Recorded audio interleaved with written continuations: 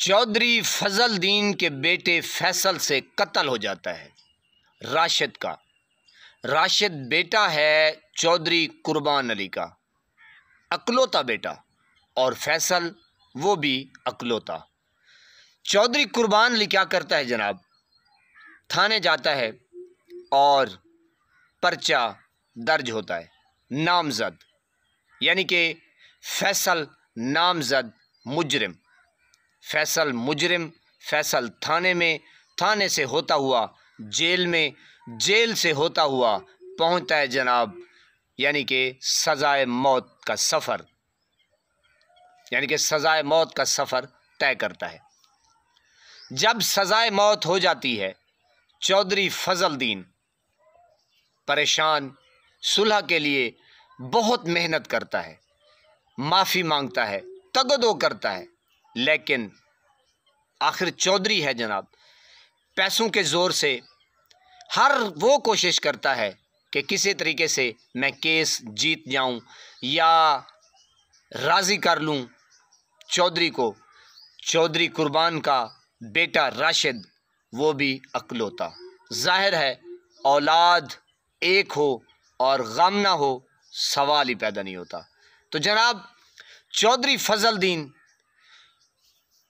पता नहीं क्या क्या नहीं करता, आखिरकार थक हार के एक बुजुर्ग होता है, उसके पास जाता है, उसको हाल सुनाता है, यानी कि हर दरवाज़ा खटखटाता है। बुजुर्ग कहता है कि तू माफ़ कर। चौधरी फजल दीन कहता है कि बुजुर्गो मैं कैसे माफ़ करूं? कहता है तू माफ़ कर। चौधरी फजल दीन हैरान परेशान होके बुजुर्ग से पूछता है कि बाबा जी मेरा बेटा कातिल है, उसने कत्ल किया है, मैं कैसे माफ़ करूं?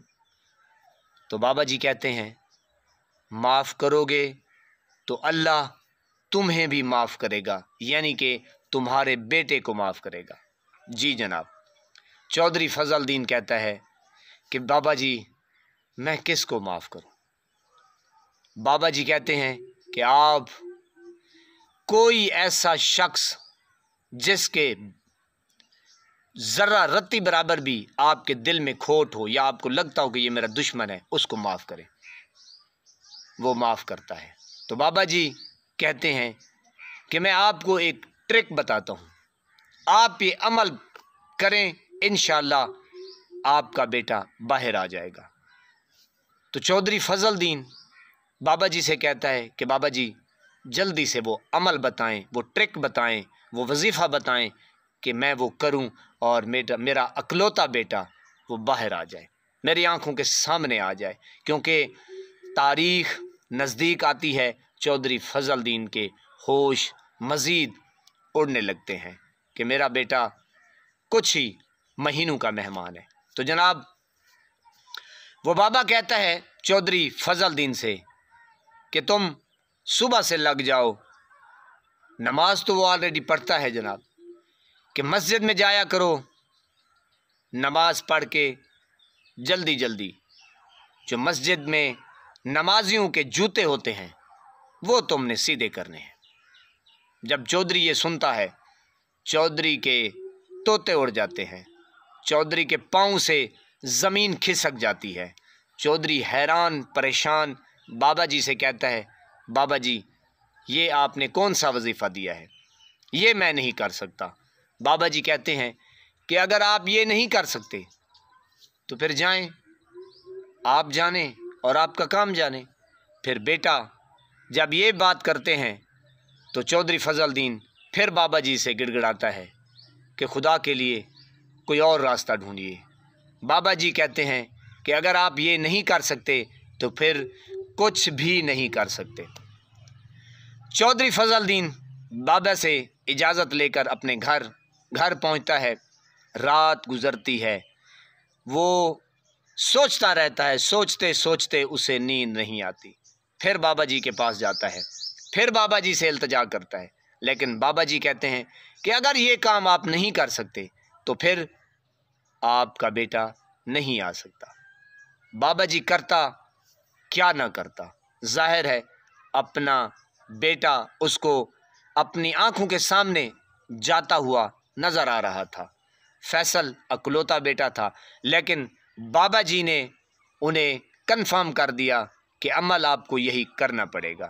تو جناب چودھری فضل دین پشیمان ہو کے، شرمندہ ہو کے، نظریں جھکا کے اپنے گھر آ جاتا ہے۔ صبح سویرے اٹھتا ہے جناب، اور بابا جی یہ بھی تاکید کرتے ہیں کہ آپ نے ایک مسجد میں نہیں رہنا۔ ایک مسجد کے جوتے سیدھے کیے، پھر ظہر کسی اور مسجد میں، عصر کسی اور مسجد میں، گاؤں گاؤں گھومنا ہے۔ اللہ اکبر، اللہ اکبر۔ یہ چودھری فضل دین کو جب بات ذہن میں آتی تو چودھری مر جاتا شرم سے کہ یار میں کیا کروں، میری چدراہٹ کہاں گئی، میرے بیٹے نے مجھے کہاں لا کے کھڑا کر دیا۔ لیکن قسمت کو کچھ اور ہی منظور تھا۔ تو جناب چودھری فضل دین پوری رات سوچتا رہا، آخر کار صبح سویرے اٹھا اور ایک مسجد میں، اپنے گاؤں کی مسجد سے شروع کی، یعنی کہ اپنے ہی مسجد سے شروع کیا۔ نماز پڑھ کے فارغ ہو کے جلدی جلدی آیا کہ میں اندھیرے سے چپکے سے جوتے سیدھے کر کے نکل جاؤں گا، کسی کو پتہ بھی نہیں چلے گا۔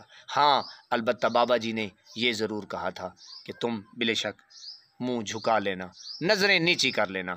تو جناب اس طریقے سے چودھری فضل دین کرتا کرتا کرتا ہر گلی، ہر محلہ، نگر نگر، گاؤں گاؤں، یعنی کہ اپنے علاقے کے تمام مسجدیں، ایک ایک مسجدیں کے جوتے سیدھے کرتا، اور جناب اسی طرح کرتے کرتے اللہ کا ایک دن ہوتا ہے، سبھی دن میرے اللہ کے ہیں، ایک دن ایسا ہوتا ہے کہ وہ جوتے سیدھے کر رہا ہوتا ہے، اور اس کی جو میں ہے، جو اندر کی چدراہٹ ہے، وہ ختم ہو جاتی ہے، اس کو مزہ آ جاتا ہے، اور جناب وہ اپنے بیٹے کا غم بھول جاتا ہے۔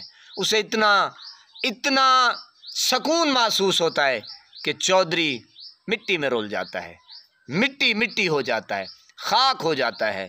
ایک دن، سبھی دن میرے اللہ کے ہیں، ایک دن آتا ہے کہ چودھری فضل دین آرام سے جوتے سیدھے کر رہا ہوتا ہے۔ عین اسی وقت چودھری قربان علی جب وہ دیکھتا ہے منظر، اور دیکھتا ہے کہ یہ چودھری فضل دین بیٹھا ہے جوتے سیدھے کرنے والا، تو جناب چودھری فضل دین کو اٹھاتا ہے اور اپنے بازو میں لیتا ہے اور اسے اپنے گلے سے لگا لیتا ہے۔ کہتا ہے چودھری یار